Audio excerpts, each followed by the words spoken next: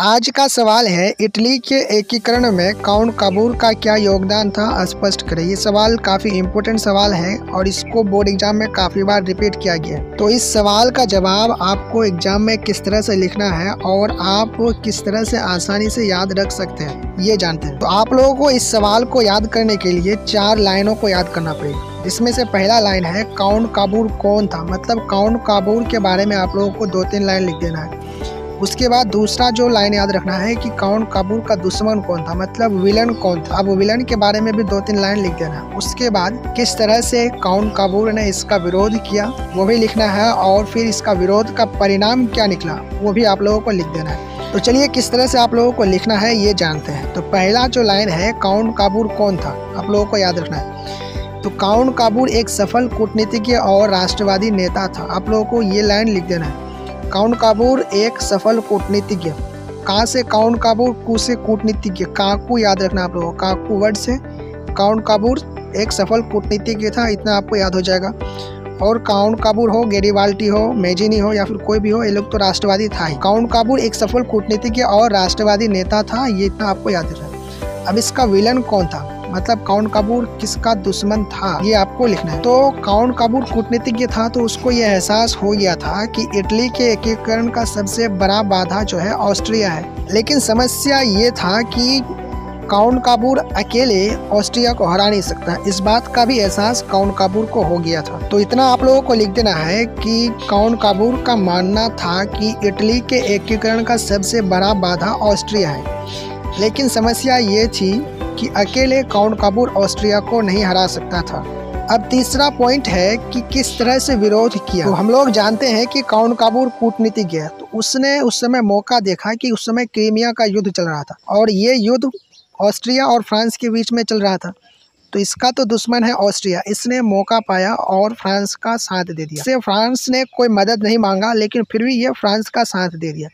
तो ये आप लोगों को लिखना है। इसीलिए ऑस्ट्रिया को परास्त करने के लिए, मतलब हराने के लिए, क्रीमिया के युद्ध में बिना आग्रह किए फ्रांस का साथ दिया। अब काउंट काबूर का साथ मिलने पर फ्रांस ऑस्ट्रिया को हरा दिया, मतलब क्रीमिया का युद्ध जीत गया। अब युद्ध जीतने के बाद फ्रांस की राजधानी पेरिस में फ्रांस ने एक शांति सम्मेलन बुलाया और इस सम्मेलन में काउंट काबूर को भी इनवाइट किया गया, मतलब काउंट काबूर को भी बुलाया गया, जिसमें काउंट काबूर गया और उसने इटली की समस्या को पूरे यूरोप की समस्या बता दिया।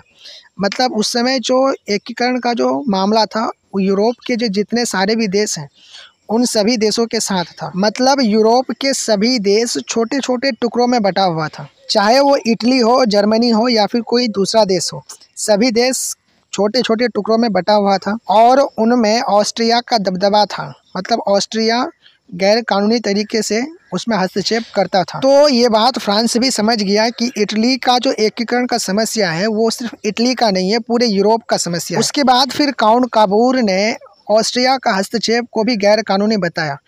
मतलब जो ऑस्ट्रिया यूरोप के सभी देशों में अपना हस्तक्षेप करता था उसको भी काउंट काबूर ने गैर कानूनी बता दिया। अब काउंट काबूर का कूटनीतिज्ञ देखें, यहाँ तक तो वो बोल दिया कि ऑस्ट्रिया का हस्तक्षेप गैर कानूनी है। उसके बाद फ्रांस को ये आश्वासन दिया कि अगर मेरा और ऑस्ट्रिया के बीच में युद्ध होता है तो तुम उसमें मेरा साथ देना, इसके बदले में तुमको नीस और सेवाई का क्षेत्र ले लेना तुम। और फिर काउंट काबूर का ये डील भी फ्रांस एक्सेप्ट कर लिया, मतलब वो मान गया काउंट काबूर का साथ देने के लिए। अब 1859 में ऑस्ट्रिया और काउंट काबूर के बीच में युद्ध शुरू हो जाता है और काउंट काबूर फ्रांस का साथ पाकर ऑस्ट्रिया को हराने में कामयाब हो जाता है और 1860 तक ये युद्ध समाप्त भी हो जाता है। मतलब 1859 को सीमा विवाद को लेकर ऑस्ट्रिया काउंट काबूर के खिलाफ युद्ध का घोषणा करता है और 1860 तक आते आते फ्रांस के सहायता पाकर काउंट काबूर ऑस्ट्रिया को हरा चुका होता है। मतलब काउंट काबूर जीत गया।